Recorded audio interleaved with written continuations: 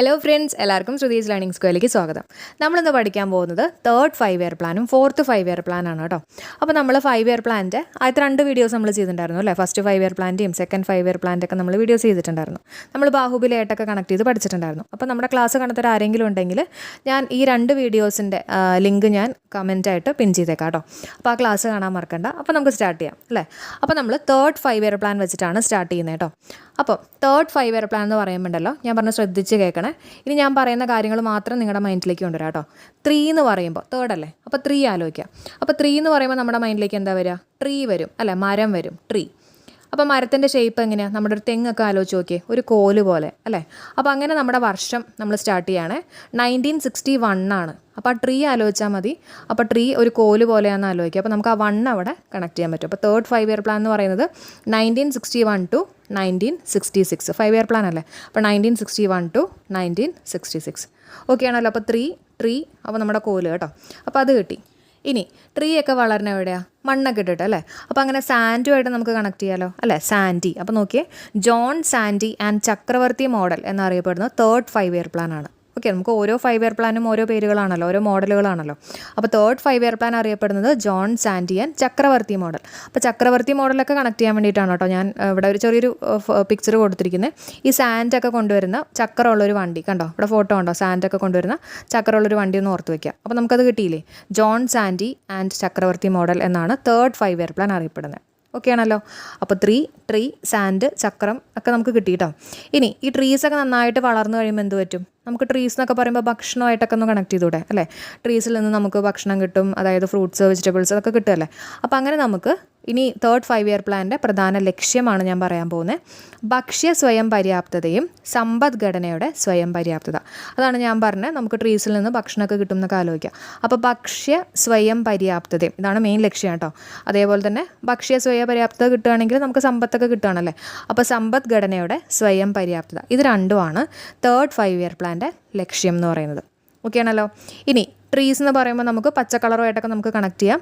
അപ്പോൾ ഇന്ത്യൻ ഹരിത വിപ്ലവം തുടങ്ങിയിട്ടുള്ളത് third 5 year പ്ലാനിലാണോ start ചെയ്തിട്ടുണ്ടായിരുന്നത് കേട്ടോ. ഇന്ത്യൻ ഹരിത വിപ്ലവം തുടക്കം കുറിച്ചിട്ടുള്ളത് തേർഡ് 5 ഇയർ പ്ലാനിലാണ്. അപ്പോൾ അവിടെ നമുക്ക് കണക്ട് ചെയ്ത് പഠിക്കാൻ പറ്റിയ കുറച്ച് പോയിൻറ്റ്സുകളുണ്ട്. അതായത് ഹരിത വിപ്ലവത്തിൻ്റെ പിതാവ് എന്നറിയപ്പെടുന്ന ആരാ? നോർമൻ ബോർലോഗാണ്. ആരാണ്? നോർമൻ ബോർലോഗ് കേട്ടോ, ബോർലോഗ്. ഇനി ഇന്ത്യൻ ഹരിത വിപ്ലവത്തിൻ്റെ പിതാവ് ചോദിക്കുകയാണെങ്കിൽ MS സ്വാമിനാഥനാണ് കേട്ടോ. അപ്പോൾ രണ്ടും മാറിപ്പോകണ്ട. ഹരിത വിപ്ലവത്തിൻ്റെ പിതാവ് ചോദിക്കുകയാണെങ്കിൽ നോർമൻ ബോർലോഗാണ്. ഇന്ത്യൻ ഹരിത വിപ്ലവത്തിൻ്റെ പിതാവ് ചോദിക്കുകയാണെങ്കിൽ MS സ്വാമിനാഥൻ. ഓക്കെ, ഇനി ഈ പറഞ്ഞിട്ടുള്ള ഹരിത വിപ്ലവത്തിൻ്റെ സമയത്താണ് ഗോതമ്പിൻ്റെ ഉൽപ്പാദനത്തിനായിരുന്നു ഹരിത വിപ്ലവത്തിൽ കൂടുതൽ പ്രാധാന്യം നൽകിയിട്ടുള്ളത്. അപ്പോൾ ഏതിനായിരുന്നു ഹരിത വിപ്ലവത്തിൽ കൂടുതൽ പ്രാധാന്യം നൽകിയിട്ടുണ്ടായിരുന്നത്? ഗോതമ്പിനായിരുന്നു. ഇനി അടുത്ത് ശ്രദ്ധിക്കുക, കോത്താരി കമ്മീഷൻ നിലവിൽ വന്നിട്ടുള്ളത് തേർഡ് 5 ഇയർ പ്ലാനിലാണ് കേട്ടോ. കോത്താരി കമ്മീഷൻ എന്ന് പറയുന്നത് നമ്മുടെ എഡ്യൂക്കേഷൻ റിലേറ്റഡ് ആയിട്ടുള്ള കമ്മീഷനാണ്.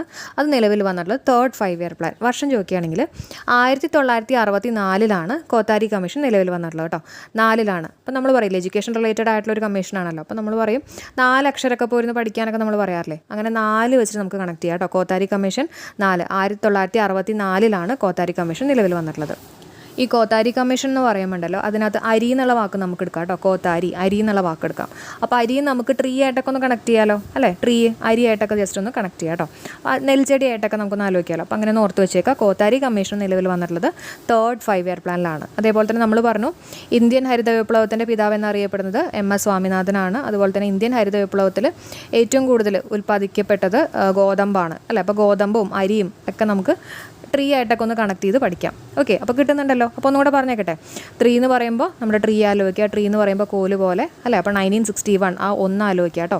പിന്നെ ജോൺ സാൻഡി ആൻഡ് ചക്രവർത്തി മോഡൽ. അപ്പോൾ നമ്മുടെ സാൻഡിലാണ് ട്രീ വളരുന്നത്. അതുപോലെ തന്നെ ചക്രമുള്ള വണ്ടിയിലാണ് സാൻഡ് കൊണ്ടുവരുന്നതെന്ന് ആലോചിക്കുക. പിന്നെ അതിൻ്റെ ലക്ഷ്യങ്ങൾ ഭക്ഷ്യ സ്വയം പര്യാപ്തതയും സമ്പദ്ഘടനയുടെ സ്വയം പര്യാപ്തതയും. പിന്നെ ഹരിത വിപ്ലവം, നമ്മുടെ ട്രീ എന്ന് പറയുമ്പോൾ നമുക്ക് പച്ച കളർ കിട്ടും. ഹരിത വിപ്ലവം നമുക്ക് അവിടെ കണക്ട് ചെയ്യാൻ പറ്റും. പിന്നെ എന്തൊക്കെയാണ് നമ്മൾ പറഞ്ഞത്? അരിയും ഗോതമ്പും നമ്മൾ പറഞ്ഞു അല്ലേ. അപ്പോൾ കോത്താരി കമ്മീഷനും പിന്നെ ഗോതമ്പാണ് ഇന്ത്യൻ ഹരിത വിപ്ലവത്തിൽ ഏറ്റവും കൂടുതൽ ഉൽപ്പാദനം ചെയ്യപ്പെട്ടിട്ടുള്ളത്. ഓക്കെ, ഇനി നമുക്ക് അടുത്ത് നോക്കാം. ഇനി അടുത്ത പോയിന്റ് ശ്രദ്ധിച്ച് ഈ NCERT നിലവിൽ വന്നിട്ടുള്ളത് തേർഡ് 5 ഇയർ പ്ലാൻ്റെ സമയത്താണ് കേട്ടോ. NCERT ഏത് 5 ഇയർ പ്ലാനാണ്? Third 5 year plan.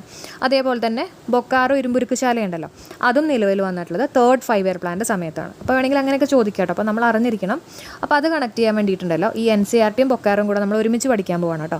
നമ്മളെപ്പോഴും ഈ NCERT പുസ്തകങ്ങളൊക്കെ അല്ലെങ്കിൽ നമ്മൾ എന്തെങ്കിലുമൊക്കെ പഠിക്കുമ്പോൾ ഉണ്ടല്ലോ, പ്രത്യേകിച്ച് NCERT ബുക്കൊക്കെ നമ്മൾ പഠിക്കുന്നത് മരത്തിൻ്റെ അടിയിലിരുന്ന് പഠിക്കുകയാണെങ്കിൽ നമുക്ക് നല്ല പോസിറ്റീവ് എനർജി കിട്ടുന്ന ആലോചിക്കാം. നമുക്ക് നല്ല എന്താ പറയുക നല്ലൊരു ഫ്രഷ്നെസ്സും ഒക്കെ കിട്ടുന്ന ആലോചിക്കാം കേട്ടോ.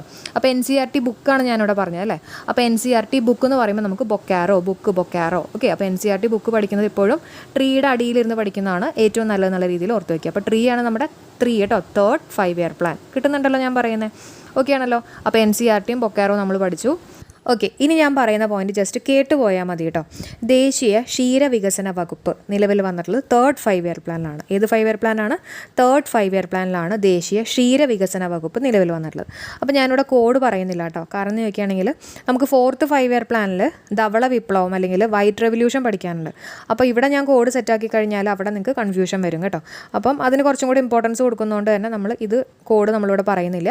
അപ്പോൾ കേട്ടുപോയാൽ മതി. ദേശീയ ക്ഷീരവികസന വകുപ്പ് നിലവിൽ വന്നിട്ടുള്ളത് തേർഡ് 5 ഇയർ പ്ലാനിലാണ്. ഓക്കെ, അപ്പോൾ നമ്മൾ നേരത്തെ പറഞ്ഞു നമ്മൾ NCERT ബുക്കൊക്കെ അല്ലേ, NCERT ബുക്കിൽ നമ്മൾ ഒരു ട്രീയുടെ അടിയിലിരുന്ന് ഇങ്ങനെ വായിച്ചുകൊണ്ടിരിക്കുകയാണ്. അപ്പോൾ നമ്മൾ ആദ്യം പഠിക്കുന്നത് ഈ NCERT ബുക്കിനകത്ത് നമ്മൾ ആദ്യം പഠിക്കാൻ പോകുന്നത് ഇന്ത്യ ചൈന വാറാണ്. പിന്നെ നമ്മൾ പഠിക്കാൻ പോകുന്നത് ഇന്ത്യ പാകിസ്ഥാൻ വാറാണ് കേട്ടോ. അപ്പോൾ NCERT ബുക്ക് പിടിച്ചിട്ട് നമ്മൾ മരത്തിൻ്റെ അടിയിൽ ഇങ്ങനെ ഇരിക്കുക കേട്ടോ, ട്രീയുടെ അടിയിലിരിക്കുകയാണ്. ഇനി ശ്രദ്ധിക്കുക, ഇന്ത്യ ചൈന വാർ നടന്നിട്ടുള്ളത് 1962 ഫസ്റ്റ് ഇന്ത്യ ചൈന വാർ നടന്നിട്ടുള്ളത് 1962.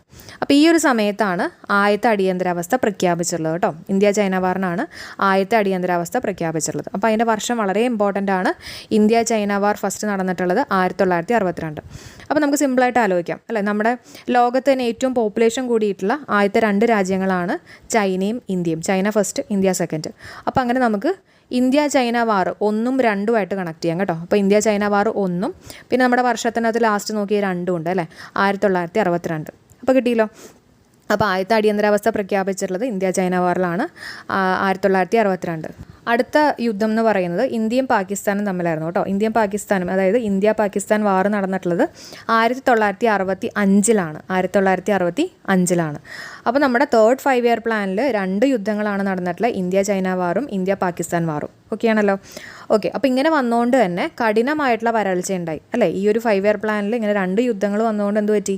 കഠിനമായിട്ടുള്ള വരൾച്ച സംഭവിച്ചു. അത് ഏത് വർഷം? 1965. ഇന്ത്യ പാകിസ്ഥാൻ വാർ കഴിഞ്ഞപ്പോഴേക്കും ഭയങ്കര കഠിനമായിട്ടുള്ള വരൾച്ചയായി. അപ്പോൾ ഇനി ശ്രദ്ധിക്കേണ്ടത്, നമ്മൾ ലക്ഷ്യമിട്ടിട്ടുള്ള വളർച്ചാ നിരക്ക് എന്ന് പറയുന്നത് 5.6%. എത്രയാണ്? 5.6%. അപ്പോൾ നമ്മുടെ ഇന്ത്യ പാകിസ്ഥാൻ വാറില്ലേ 65, അതൊന്ന് തിരിച്ചിട്ട് നോക്കിയേ, 56 എന്നുള്ള രീതിയിൽ കിട്ടില്ലേ. അപ്പോൾ 5.6 എന്നുള്ള രീതിയിൽ എടുക്കുക കേട്ടോ. ലക്ഷ്യമിട്ടിട്ടുള്ള വളർച്ചാ നിരക്ക് PSC ചോദിക്കാറുണ്ട് 5.6%. പക്ഷെ നമ്മൾ കൈവരിച്ചത് 2.4% ആണ്. എത്രയാണ്? 2.4%. അപ്പോൾ അതുകൊണ്ട് തന്നെ നല്ല വ്യത്യാസം ഉണ്ടല്ലോ. നമ്മൾ എക്സ്പെക്ട് ചെയ്തതും നമുക്ക് അച്ചീവ് ചെയ്യാൻ പറ്റിയതൊക്കെ നല്ല വ്യത്യാസമുണ്ട്. അപ്പോൾ അതുകൊണ്ട് തന്നെ ഏറ്റവും കുറവ് ശരാശരി സാമ്പത്തിക വളർച്ചാ നിരക്ക് വന്നിട്ടുള്ളത് തേർഡ് 5 ഇയർ പ്ലാനാണ്. കാരണം 2 യുദ്ധങ്ങളാണ് നടന്നിട്ടുള്ളത്. അപ്പോൾ ഏറ്റവും കുറവ് ശരാശരി സാമ്പത്തിക വളർച്ചാ നിരക്ക് വന്നിട്ടുള്ളത് തേർഡ് 5 ഇയർ പ്ലാനാണ്. ഓക്കെ, ഇനി നമ്മൾ തേർഡ് 5 ഇയർ പ്ലാൻ ഒന്നും കൂടെ ഒന്ന് റിവൈസ് ചെയ്യാൻ പോകാം കേട്ടോ. അപ്പോൾ എല്ലാവരുടെയും മൈൻഡിലേക്ക് ഞാൻ പറയുന്ന പോയിന്റ്സുകളൊന്ന് കൊണ്ടുവരിക, ഒന്ന് ആലോചിച്ച് നോക്കാം കേട്ടോ. 3 എന്ന് പറയുമ്പോൾ ട്രീ ആലോചിക്കുക. അപ്പോൾ ട്രീ എന്ന് പറയുമ്പോൾ ട്രീയുടെ ഷേപ്പ് ഒന്നുപോലെ. അപ്പോൾ നമ്മുടെ വർഷം 1961 to 1966. അത് ഓക്കെയാണല്ലോ. പിന്നെ ട്രീ എവിടെയാണ് വളരുന്നത്? സാൻഡ് ഇട്ടിട്ടാണ് അല്ലേ. അപ്പോൾ ജോൺ സാൻഡി ആൻഡ് ചക്രവർത്തി മോഡൽ നമുക്ക് അവിടെ കിട്ടി. പിന്നെ ട്രീ എന്ന് പറയുമ്പോൾ നമുക്ക് ഭക്ഷണമായിട്ട് കണക്ട് ചെയ്യാം. അപ്പോൾ അതിൻ്റെ പ്രധാന ലക്ഷ്യങ്ങൾ, തേർഡ് 5 ഇയർ പ്ലാൻ്റെ പ്രധാന ലക്ഷ്യങ്ങൾ എന്ന് പറയുന്നത് ഭക്ഷണം അല്ലെങ്കിൽ ഭക്ഷ്യ സ്വയം പര്യാപ്തത. അപ്പോൾ ഭക്ഷ്യ സ്വയം പര്യാപ്തത കിട്ടിക്കഴിഞ്ഞാൽ നമ്മുടെ സമ്പത്ത് കൂടും. അപ്പോൾ സമ്പദ്ഘടനയുടെ സ്വയം പര്യാപ്തി നമുക്ക് അവിടെ കണക്ട് ചെയ്യാൻ പറ്റും. പിന്നെ ട്രീ എന്ന് പറയുമ്പോൾ ഹരിതം, പച്ച കളറായിട്ട് നമുക്ക് കണക്ട് ചെയ്യാം. ഇന്ത്യൻ ഹരിത വിപ്ലവം ഇതിന് തുടക്കം കുറിച്ചുള്ളത് തേർഡ് 5 ഇയർ പ്ലാൻ ആണ് അല്ലേ. അതേപോലെ തന്നെ ഇന്ത്യൻ ഹരിത വിപ്ലവത്തിൻ്റെ പിതാവ് എന്നറിയപ്പെടുന്നത് MS സ്വാമിനാഥനാണ്. അത് നമുക്ക് കണക്ട് ചെയ്യാൻ പറ്റും. ഇനി ഇന്ത്യൻ ഹരിത വിപ്ലവത്തിൽ ഏറ്റവും കൂടുതൽ ഉൽപ്പാദനം ചെയ്യപ്പെട്ടിട്ടുള്ളത് ഏതാണെന്ന് ചോദിക്കുകയാണെങ്കിൽ ഗോതമ്പാണ്. അതേപോലെ തന്നെ കോത്താരി കമ്മീഷൻ നിലവിൽ വന്നിട്ടുള്ള തേർഡ് 5 ഇയർ പ്ലാൻ. അപ്പോൾ നമ്മുടെ അരിയും ഗോതമ്പും ആയിട്ടൊക്കെ നമുക്ക് കണക്ട് ചെയ്യാം അല്ലേ. അപ്പോൾ നമ്മുടെ ചെടികളും നമ്മുടെ ട്രീ എന്നൊക്കെ പറയുമ്പോൾ നമുക്ക് അരിയും ഗോതമ്പും ആയിട്ടൊക്കെ ജസ്റ്റ് ഒന്ന് കണക്ട് ചെയ്യാം. അപ്പോൾ ഇത്രയും കാര്യങ്ങൾ നമ്മൾ പഠിച്ചു കേട്ടോ.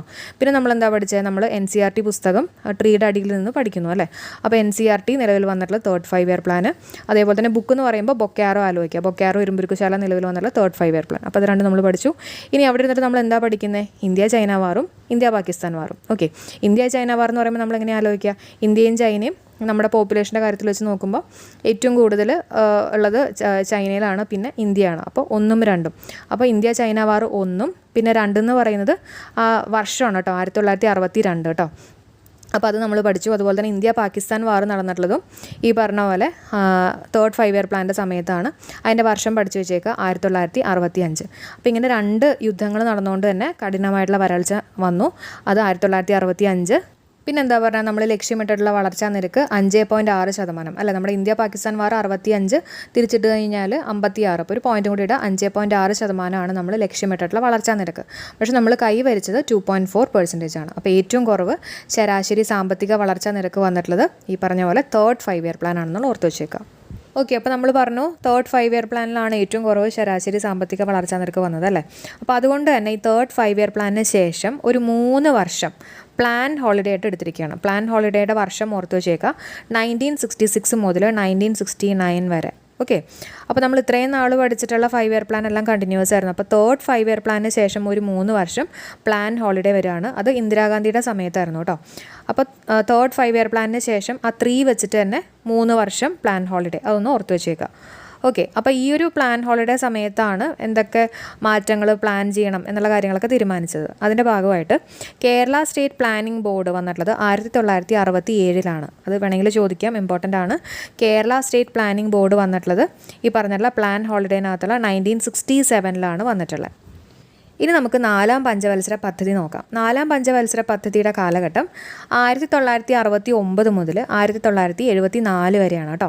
1969 to 1974. അപ്പോൾ ഞാൻ ലാസ്റ്റ് ഒരു കഥ ഫോമിൽ ഞാൻ പറയാം കേട്ടോ, എന്നിട്ട് അതിൻ്റെ ലാസ്റ്റ് ഞാൻ ഈ വർഷവുമായിട്ടൊന്ന് കണക്ട് ചെയ്ത് പറഞ്ഞുതരാം. ഓക്കെ, അപ്പോൾ ഞാൻ പറയണത് ശ്രദ്ധിച്ചൊന്ന് കേൾക്കുക. അപ്പോൾ നമ്മുടെ 4ാം പഞ്ചവത്സര പദ്ധതി എന്ന് പറയുമ്പോൾ ഉണ്ടല്ലോ, ഞാൻ ഓർത്ത് വെച്ചേക്കുന്നത് ഒരു 4 ചക്രമുള്ള ഒരു വണ്ടി, അതായത് ഏതെങ്കിലും ഒരു കാറായിട്ടാണ് ഞാൻ കണക്ട് ചെയ്തിരിക്കുന്നത്. അപ്പോൾ നമ്മുടെ 4ാം പഞ്ചവത്സര പദ്ധതിയായിട്ട് കണക്ട് ചെയ്യാൻ വേണ്ടിയിട്ട് കേട്ടോ. അപ്പോൾ ഒരു കാറാണ് നമ്മൾ നമ്മുടെ കഥയിൽ എടുത്തിരിക്കുന്നത്. അപ്പോൾ നമ്മുടെ കാർ ഓടിച്ചതുണ്ടല്ലോ ഒരു മാനാണ്, ഒരു മനുഷ്യനാണ് കേട്ടോ, ഒരു മാനാണ്. അങ്ങനെ ഇയാൾ കാർ ഓടിച്ച് പോകുന്ന സമയത്തുണ്ടല്ലോ പെട്ടെന്ന് ഒരു തവള വട്ടം ചാടാണ്. ഈ കാറിൻ്റെ മുമ്പിലേക്ക് ഒരു തവള വട്ടം ചാടി കേട്ടോ. അപ്പോൾ തന്നെ ഇയാൾ ഈശ്വരാന്ന് വിളിച്ചു, കാരണം തവളയൊക്കെ വട്ടം ചാടല്ലോ. അപ്പോൾ ഈശ്വരാന്ന് വിളിച്ചിട്ട് ഈ വണ്ടിയുടെയൊക്കെ ഫുൾ കൺട്രോൾ പോവാണ്, സ്ഥിരതയൊക്കെ പോവാണ് കേട്ടോ. അങ്ങനെ സ്റ്റെബിലിറ്റിയൊക്കെ നഷ്ടപ്പെട്ടിട്ടുള്ള വണ്ടി അവിടെ തൊട്ടടുത്തുള്ള ഒരു പാർക്കിൽ ഇടിച്ച് കയറി പോവാണ് കേട്ടോ. ശരിക്കും പറയുകയാണെങ്കിൽ ഷിംലയ്ക്ക് പോകേണ്ട കാറായിരുന്നു കേട്ടോ, അതിപ്പോൾ ഇടിച്ച് ഒരു പാർക്കിലേക്ക് കയറിപ്പോയി. അതേപോലെ തന്നെ തവളേനെയും കൊന്നു അല്ലേ, ആകെ കോളമായിട്ട് നിൽക്കുകയാണ്. അപ്പം ഇനി അതിന് നഷ്ടപരിഹാരമൊക്കെ കൊടുക്കാൻ വേണ്ടിയിട്ട്, ഈ പാർക്കൊക്കെ ആകെ ഇങ്ങനെ കോളമായി ഇരിക്കുകയാണ്. അപ്പോൾ അതിനൊക്കെ നഷ്ടപരിഹാരം കൊടുക്കാൻ വേണ്ടിയിട്ട് 14 ബാങ്കിലേക്കാണ് പുള്ളിക്കാരൻ കയറി പോയത് കേട്ടോ. ഈ മാൻ 14 ബാങ്കിലേക്ക് പോയി. ഓക്കെ, അപ്പോൾ ഇതാണ് നമ്മുടെ കഥ കേട്ടോ. ഇനി നമുക്ക് ഈ കഥയും പോയിൻറ്സുമായിട്ടൊന്ന് കണക്ട് ചെയ്ത് പഠിക്കാം. അപ്പോൾ നമ്മുടെ 4ാം പഞ്ചവത്സര പദ്ധതി എന്ന് പറഞ്ഞപ്പോൾ നമ്മളെങ്ങനെയാണ് കണക്ട് ചെയ്തത്, 4 ചക്രമുള്ളൊരു വണ്ടി അല്ല, ഒരു കാറുമായിട്ട് നമ്മൾ കണക്ട് ചെയ്യുക. അപ്പോൾ ആ കാറിൻ്റെ കഥ നിങ്ങളുടെ മൈൻഡിലേക്ക് വരണം കേട്ടോ, 4ാം പഞ്ചവത്സര പദ്ധതി എന്ന് പറയുമ്പോൾ.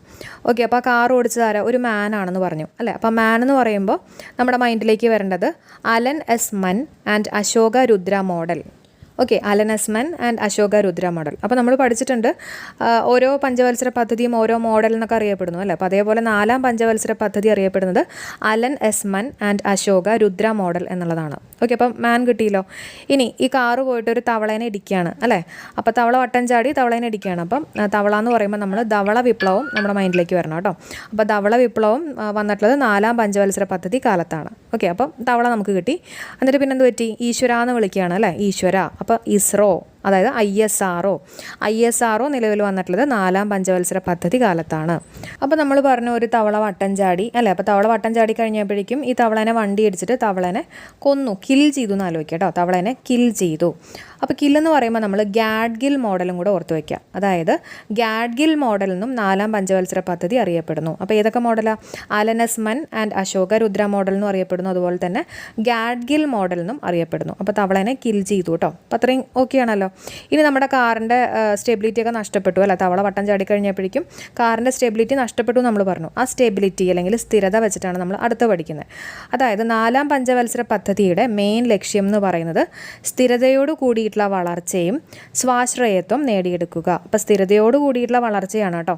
നമ്മളിവിടെ കഥയ്ക്ക് വേണ്ടിയിട്ട് സ്റ്റെബിലിറ്റി പോയെന്നൊക്കെ ഉള്ള രീതിയിലാണ് നമ്മൾ കണക്ട് ചെയ്തത്. അപ്പോൾ സ്ഥിരതയോട് കൂടിയിട്ടുള്ള വളർച്ചയും സ്വാശ്രയത്വം നേടിയെടുക്കുക എന്നുള്ളതാണ് 4ാം പഞ്ചവത്സര പദ്ധതിയുടെ മെയിൻ ലക്ഷ്യം. ഓക്കെ, ഇനി നമ്മുടെ വണ്ടി സ്റ്റെബിലിറ്റി ഒക്കെ പോയതിന് ശേഷം നമ്മുടെ കാറ് നേരിട്ടൊരു പാർക്കിലേക്ക് ഇടിച്ച് കയറുകയാണ് നമ്മൾ പറഞ്ഞു അല്ലേ. അപ്പോൾ നമ്മുടെ പാർക്കാണ് ഇൻഡോ പാക് വാർ രണ്ടാമത്തെ ഇൻഡോ പാക് വാർ നടന്നിട്ടുള്ളത് 1971 അല്ലേ, 4ാം പഞ്ചവത്സര പദ്ധതി കാലത്താണ്. അപ്പോൾ നമ്മുടെ പാർക്കിലേക്ക് കാർ ഇടിച്ച് കയറി, ശരിക്കും പറഞ്ഞാൽ ഷിംലയ്ക്ക് പോകേണ്ട കാറായിരുന്നു അല്ലേ, പക്ഷെ അത് പാർക്കിലേക്കാണ് ഇടിച്ച് കയറിയത്. അപ്പോൾ ഷിംല വെച്ചിട്ട് നമ്മൾ ഷിംല കരാർ ഒപ്പുവെച്ചിട്ടുള്ളത് 4ാം പഞ്ചവത്സര പദ്ധതി കാലത്താണെന്ന് ഓർത്ത് വെച്ചേക്കാം. അപ്പോൾ ഇത്രയും ഓക്കെയാണല്ലോ. അപ്പോൾ ഈ പാർക്കൊക്കെ ഇടിച്ച് പൊളിച്ച് നശിപ്പിച്ചു, അപ്പോൾ അതിന് നഷ്ടപരിഹാരം കൊടുക്കേണ്ടതായിട്ട് വരികയാണ്. അപ്പോൾ അതിന് വേണ്ടിയിട്ട് ബാങ്കിലേക്ക് പോയി എന്ന് ആലോചിക്കാം കേട്ടോ. എത്ര ബാങ്കിലേക്കാണ്? 14 ബാങ്ക്. അപ്പോൾ അത് നമ്മളിവിടെ എങ്ങനെയാണ് കണക്ട് ചെയ്യുന്നത്?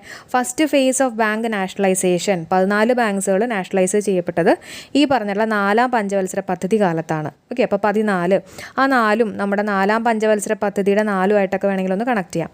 ഓക്കെ അല്ലേ. അപ്പോൾ first phase of bank nationalisation, 14 ബാങ്ക്സുകൾ നാഷണലൈസ് ചെയ്യപ്പെട്ടത് 4ാം പഞ്ചവത്സര പദ്ധതി കാലത്താണെന്ന് ഓർത്ത് വെച്ചേക്കാം. അപ്പോൾ ഇത്രയും ഓക്കെയാണല്ലോ. ഓക്കെ, അപ്പോൾ ഇത്രയും ഓക്കെ അല്ലേ. ഇനി ഞാൻ പറയാൻ വിട്ടൊരു പോയിന്റും കൂടി ഉണ്ട്. നമ്മുടെ കാറിനകത്ത് ഇതെല്ലാം കണ്ടുകൊണ്ട് ഒരു സ്മൈലിംഗ് ബുദ്ധയുടെ വിഗ്രഹം കൂടി ഉണ്ടായിരുന്നു ഓർത്ത് വെക്കുക കേട്ടോ. എന്താണ് സ്മൈലിംഗ് ബുദ്ധ? സ്മൈലിംഗ് ബുദ്ധ നമ്മളിവിടെ എങ്ങനെ കണക്ട് ചെയ്യുന്നത്?